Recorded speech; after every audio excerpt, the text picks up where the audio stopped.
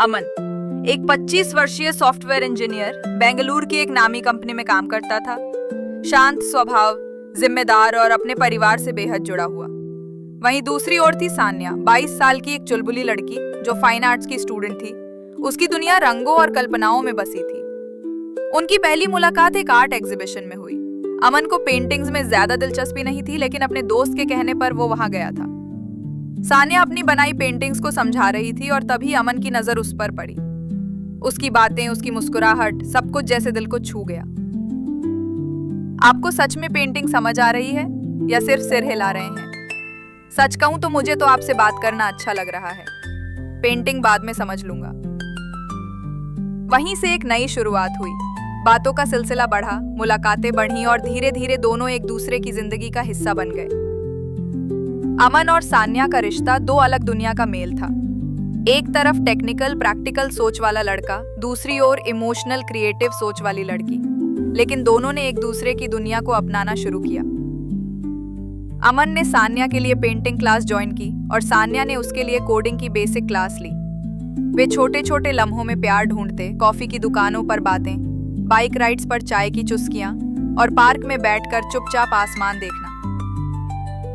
एक दिन अमन का ऑफिस में बहुत तनाव भरा दिन था।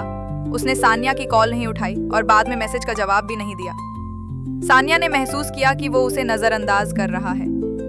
सान्या, जब भी तुम्हें जरूरत होती है मैं होती हूँ, लेकिन आज जब मुझे तुम्हारी जरूरत थी तुम गायब थे।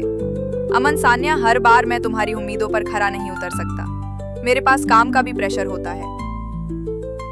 दोनों की आवाजें ऊंची होने लगी और एक दिन उन्होंने बात करना बंद कर दिया। दिन बीतते गए।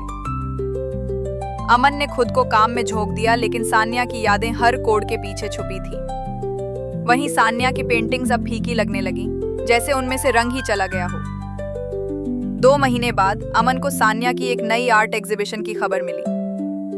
वो चुपचाप वहां पहुंचा। वहां एक बड़ी सी पेंटिंग लगी थी। एक लड़का और लड़की, 2 अलग दिशाओं में जाते हुए, लेकिन उनके साये आपस में जुड़े हुए। नीचे लिखा था, कुछ रिश्ते खामोश भी रहें तो दिलों में गूंजते हैं। अमन की आंखों में आंसू थे। उसने वहीं सान्या को देखा। वो कुछ दूरी पर खड़ी थी, उसकी आंखें भी नम थी।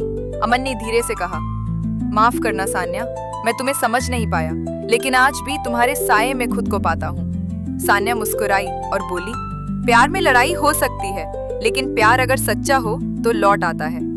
अमन और सान्या ने फिर से एक दूसरे को समय देना शुरू किया। इस बार बिना अपेक्षाओं के, बिना शर्तों के। अब वे जानते थे कि प्यार सिर्फ रोमांस नहीं, बल्कि समझ, धैर्य और भरोसे का नाम है।